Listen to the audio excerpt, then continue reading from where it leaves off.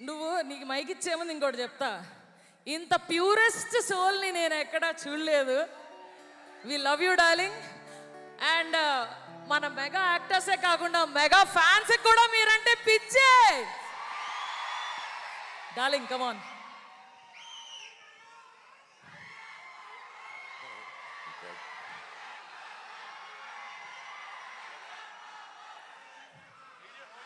అందరికి నమస్కారం.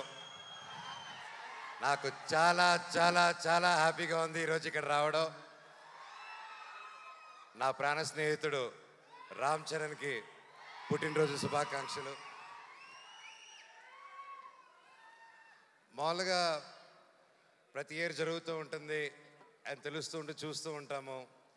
ఎంత గొప్పగా ఉంటుందో అండ్ కన్నుల పండగగా ఉంటుంది మీరు చేసే ప్రతి ఈవెంట్స్.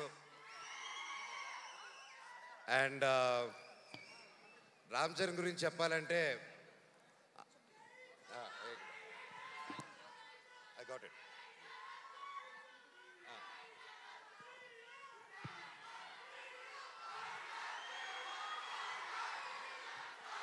సో రామ్ చరణ్ గురించి చెప్పాలంటే చిన్నప్పుడు మేము చెన్నైలో ఉన్నప్పుడు అందరూ కలిసి మా ఇళ్ళన్నీ పక్కపక్కన ఉండేది. అండ్ చాలా కళ్ళు పండగగా ఉండేది. ఎందుకంటే అంత వీధులన్నీ 2-3 వీధులు దూరమే ఉండేది అందరికీ.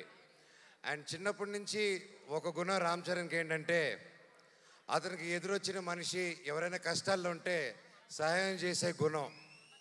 అది నిజంగా ఈ రోజుల్లో ఎవరికి ఉండదు. అలాగే ఎంత గొప్ప నటుడో అలాగే గొప్ప మనిషి రామ్ చరణ్. నన్ను పిలవగానే ఈరోజు ఇక్కడ రావడం కూడా కారణం అదే. ఒక స్నేహితుడుగా అది నా బాధ్యత నేను మాట్లాడడం రామ్ చరణ్ గారి గురించి. ఎంతోమందికి ఈ కాలంలో చాలా విలువైనది ఏంటంటే అండి స్నేహం. స్నేహం అంత ఈజీగా పోతుందండి. మనిషి ఎదిగే కొద్దీ కొత్త కొత్త ఫ్రెండ్స్ కొత్త కొత్త వాళ్ళని పరిచయాలు చేసుకొని పాత వాళ్ళని మర్చిపోయి వెళ్తూ ఉంటారు. సో అలాంటి కాలంలో రామ్ చరణ్ అనే వ్యక్తి అతని చిన్ననాటి స్నేహితుల దగ్గర నుంచి ఎవరెవరితో టచ్లో ఉన్నారో ఈ రోజు వరకు కూడా ప్రతి ఒక్కరితో టచ్లో ఉంటూ ఆ గొప్ప గుణం చాటిస్తూ ఉంటారు ప్రతిసారి. ఒకసారి నా సందర్భంలో రామ్ చరణ్ గారికి ఒకసారి నేను యుఎస్లో ఉన్నాను. దుబాయ్లో వచ్చేసి ఒక ఫ్యామిలీకి కష్టం వచ్చింది. ఒక చిన్న ఆడపిల్ల, మన తెలుగు ఆడపిల్ల దుబాయ్లో కష్టపడుతూ ఉంటే వాళ్ళు ఇమిగ్రేషన్ ప్రాబ్లం వచ్చి సిగ్నేచర్లు పెట్టి చేసుకొని పాస్పోర్ట్లు తీసుకొని కుటుంబాన్ని అంతా లాక్ చేశారు. నేను 2018 నేను యుఎస్లో ఉన్నప్పుడు ఫోన్లు వచ్చాయి. నేను చేస్తున్నాను అండ్ నాకు బాగా టైట్ ఇబ్బందుల్లో ఉన్నాను. ఆ ఫ్యామిలీకి డబ్బు అవసరం వచ్చింది. నాకు అర్ధరాత్రి పూట ఎవరికి చేయాలో తెలియక టక్కని రామ్ చరణ్కి ఫోన్ చేశాను. చేసి మిత్రమా దుబాయ్లో ఒక ఆడపిల్ల వాళ్ళు ఇరుక్కొని ఉన్నారు, అర్జెంటుగా 5 లక్షలు కావాలి. నా వంతు నేను చేశాను, 5 లక్షలు తక్కువైందిరా, ఎలా చేయాలి మిత్రమా అంటే అకౌంట్ నెంబర్ పెట్టు బాబాయ్ అని ఒక్క క్షణంలో పంపించాడు. నిజంగా బాబాయ్ ఆ పిల్లల ఆ పాప ఆశీస్సులు వాళ్ళ తల్లిదండ్రుల ఆశీస్సులు వాళ్ళ జీవితాంతం నీకు ఎప్పుడు ఉంటుంది, నువ్వు చల్లగా ఉంటావు.